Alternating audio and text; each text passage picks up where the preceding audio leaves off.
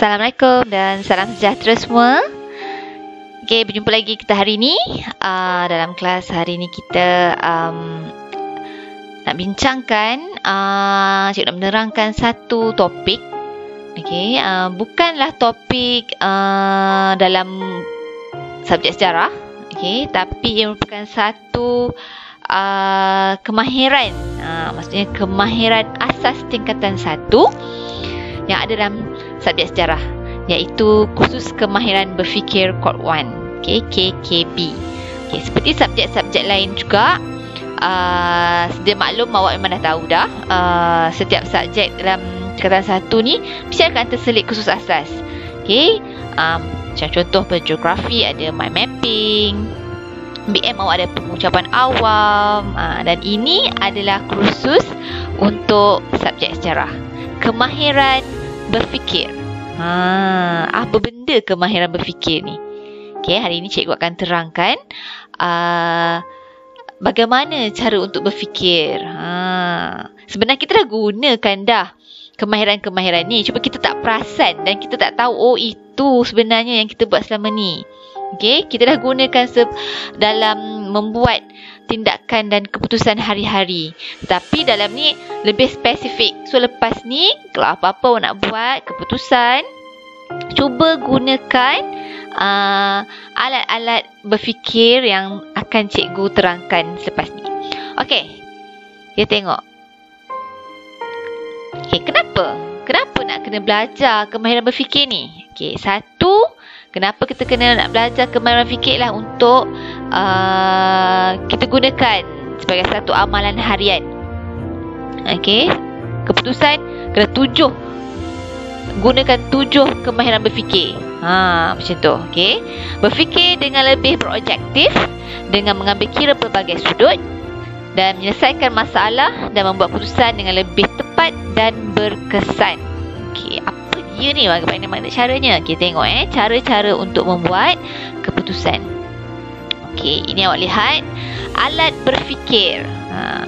Ada 1, 2, 3, 4, 5, 6, 7. Ada 7 alat berfikir yang sebenarnya sepatutnya kita gunakan apabila kita membuat tindakan ataupun membuat apa-apa keputusan. Kita kena go through satu-satu ni. Kalau nak buat ni, kena buat apa, kena buat apa, kena buat apa. Kena guna ni, kena guna ni, kena guna ni. Okey, saya terangkan secara ringkas dulu. Lepas ni kita pergi spesifik satu-satu. Okey, alat berfikir yang pertama. Sebelum buat apa-apa pun, kita perlu ada PMI, plus, minus, interesting. Okay, dalam bahasa Melayu adalah kebaikan, keburukan dan menarik. Okey, CAF, CAF, consider all factor, mengambil kira semua faktor. CNS, consequences and sequels, okay, meramalkan sebab dan akibat. AGO, aim, goal dan objektif, tujuan, matlamat dan objektif. FIP, first, important and priority, keutamaan mengikut kepentingan. APC, alternative, possibilities and choice, alternatif, kemungkinan dan pilihan. Dan yang terakhir ialah OPV, other people view. Okay, ini adalah 7 alat berfikir yang sebenarnya kita perlu gunakan untuk membuat keputusan dan tindakan sehari-harian. Okey, kita pergi satu-satu. Plus minus interesting. Okey, apa benda plus minus interesting ni? Okey, plus maksudnya baik tentang idea. Minus tidak baik tentang idea itu. Okey, interesting, idea yang perlu diberi perhatian selain plus dan minus. Benda tu Okey. Sebelum nak buat apa-apa, okay, kita kena fikir baik dan buruk. Itu sebenarnya plus baik, minus is tak baiknya. Okay, setiap benda tu mesti ada pro and cons dia kan. Inilah yang kita perlu nak buat apa-apa, kena fikir. Contohlah, okay, selalu plus minus ni memang digunakan kalau kita nak buat peraturan atau perancangan dalam keputusan. Okay, sebelum buat keputusan kita perlu ada plus minus. Okey, contoh yang paling dekat nak cakap dengan awak ni. Okey, situasi kita hari ni kan.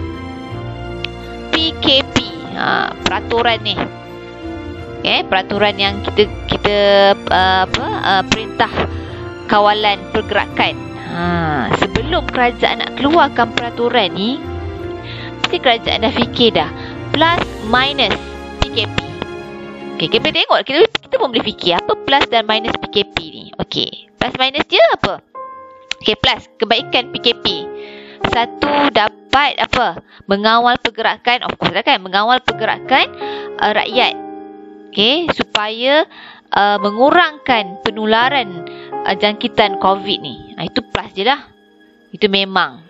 Okay, duduk stay at home. Okay, itu memang matlamatnya. Memang sudah duduk kat rumah.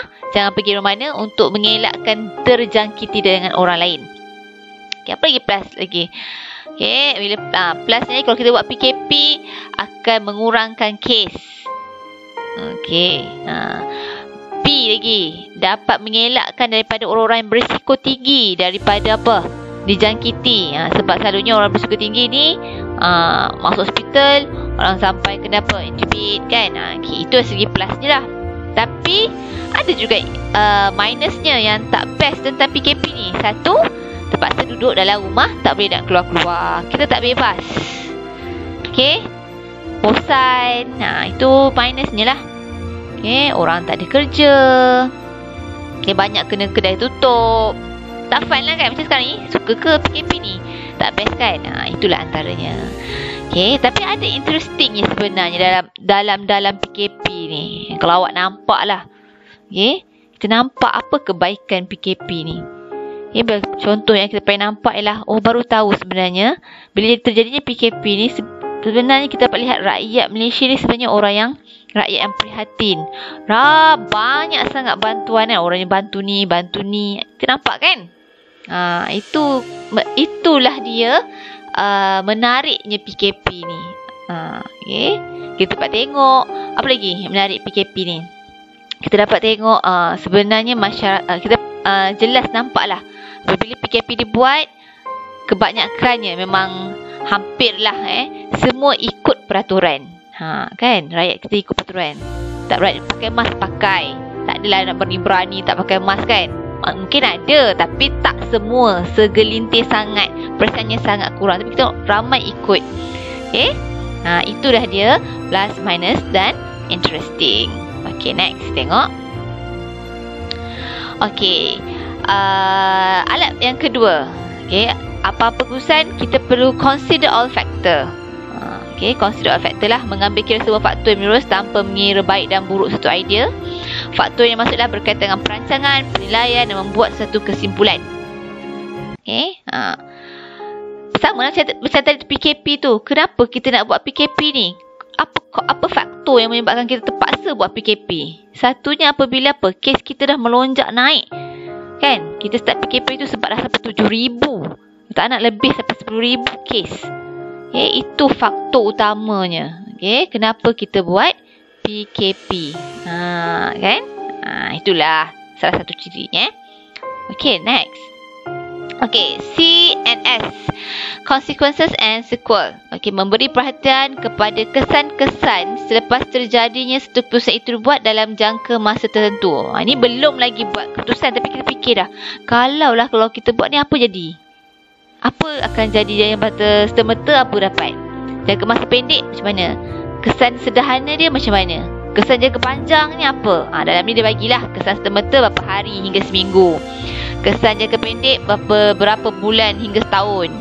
Kesan sederhana setahun hingga 2 tahun.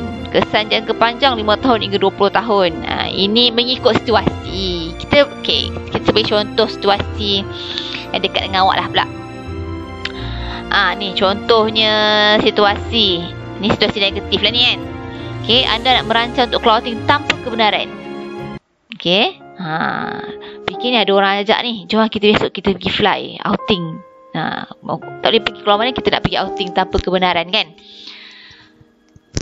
Okay, kalau lah awak berfikir sebelum nak buat keputusan nak pergi outing tu, cuba fikir dulu kesan-kesan yang awak akan dapat kalau awak ikut kawan awak pergi outing tanpa kebenaran tu. Okay, kesan semata, of course lah, kalau dapat outing, best lah kan, awak dapat keluar. Itu semata lah kesan dapat daripada diri awak lah. Okay, kesan jangka pendek, okay, mungkin akan dia apa, tertangkap oleh warden. What happened kalau tangkap dengan warden? Sebulan lepas tu pula, kesan sederhananya, selepas pada tu awak kena masuk GDRM kan. Kena dibicarakan kerana kesalahan outing tanpa kebenaran ni adalah kesalahan yang agak besar. Okey. Sebab melibatkan keselamatan. Tiba-tiba tak tahu awak dihilang je. Kesan jangka panjangnya, buruk dalam rekod awak. Kan, dalam bila dah akhir sekolah nanti, mesti ada rekod dalam awak punya ni. Pelajar ni pernah dimasukkan dalam JDM atau GDRM kerana kesalahan outing. Itulah kesan jangka panjangnya kalau awak membuat keputusan. So kalau awak gunakan CNS ni, fikir balik, tak jadilah, tak nak lah. Kan, kalau kita tak guna CNF ni, pergi je, apa jadi? Okay, itulah maksud cikgu. Okay, next. Aim, goal, objective.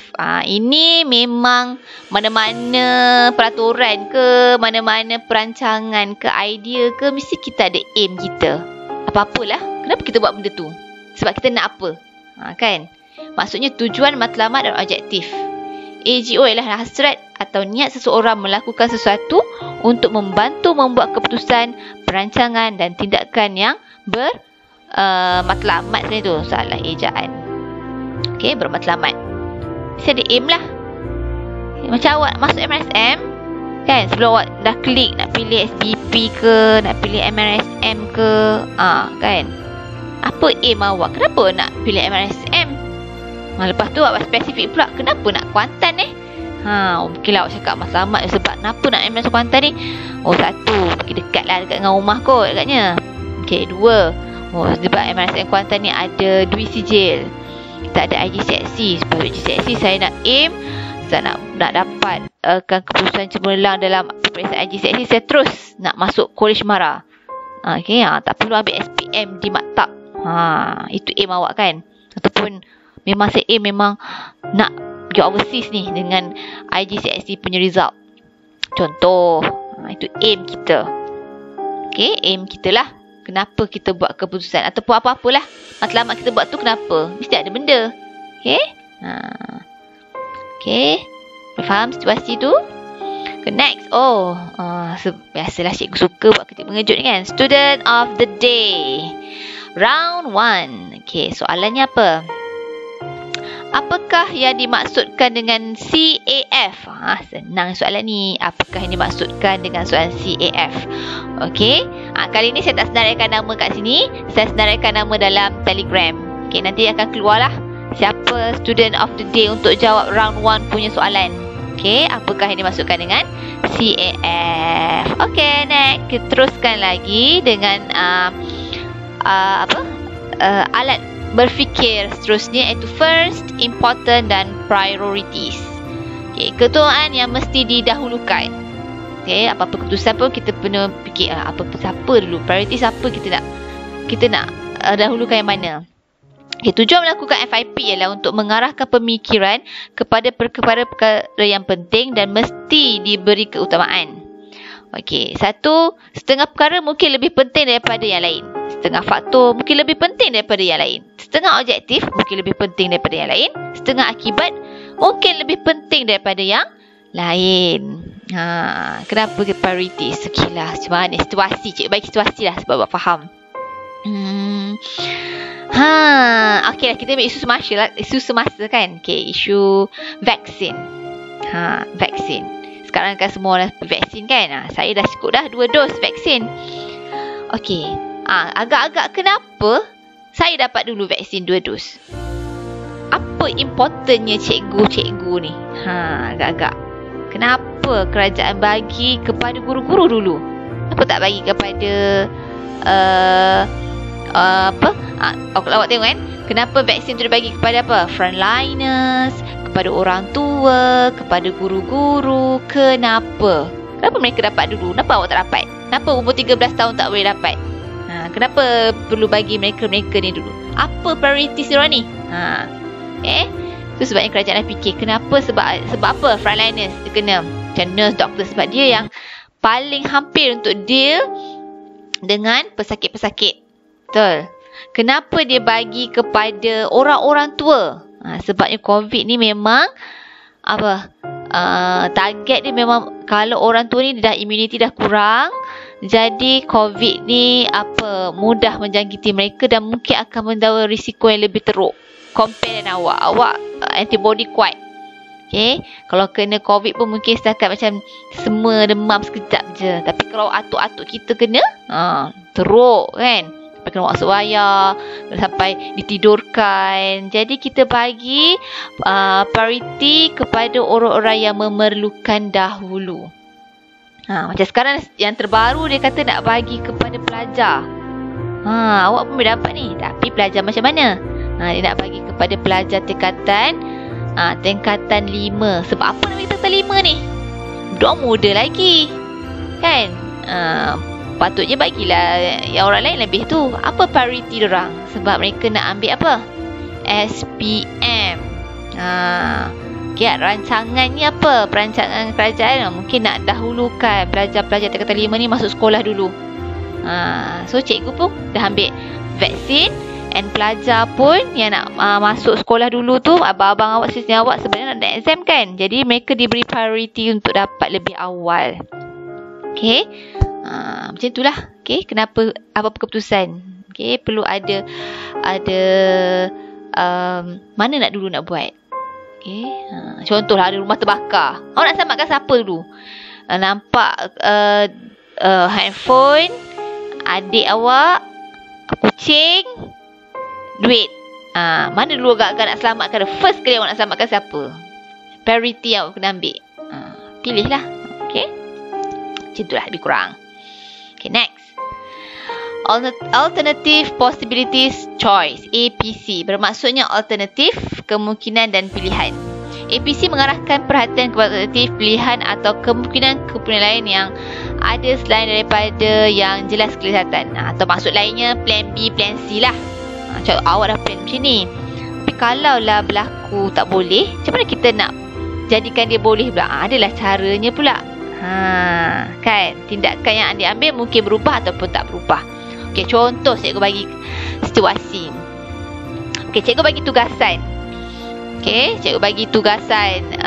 Tugasan kena buat. Okey, awak satu tugasan lah. Tugasan tu perlu dihantar. Arahan dia perlu dihantar, di-upload dalam Teams. Okey, contoh kan. Di-type ke apa ke, perlu dibuat words lah, ada tugasan perlu dia hantar. Tapi mungkinlah tak semua orang ada komputer, betul tak? Kalau orang yang ada komputer, okey lah dia buat lah, dia type and upload dia punya file dalam team. Tapi tugasan memang kena buat, wajib, semua orang kena buat. Macam mana solution cikgu supaya orang yang tak ada komputer pun boleh buat juga? Caranya apa? Solution yang cikgu buat, cikgu bagi plan B ataupun pilihan lain. Kata okey, siapa yang tak ada komputer boleh buat secara manual atau tulis tangan. Tulislah dengan tangan, tulis biasa, dan snap gambar pun boleh diterima. Snap gambar tugasan and then hantar masuk upload dalam Teams. Macam itulah. Maksudnya cikgu bagi arahan, tugasan rancangan memang ada, sama semua orang, wajib perlu buat, tapi ada beberapa pilihan lain sekiranya yang A tak boleh, kita guna B. Tapi matlamat kita sampai juga. Macam tu lebih kurang. Okay, next. Okay, other people view. Okay, other people view ni apa keputusan yang kita buat. Orang akan fikirlah, apa orang akan lihat keputusan kita, pendapat atau pandangan orang tentang kita punya keputusan. Okay, sama ada secara individu ataupun kelompok. Okay, setelah melakukan OPV, seorang akan lebih terbuka untuk menerima pandangan atau pendapat orang lain, sesanggup mengetepikan kepentingan atau pendapat sendiri untuk mendapat yang lebih baik. OPV ni kan kita perlu juga. Kalau kita rancang-rancang cakap tak boleh macam tu. Okay, tak jadilah, kita tukar lain pula. Macam tu. Okay, kita dah ada A, dah cukup tadi. 6 tadi.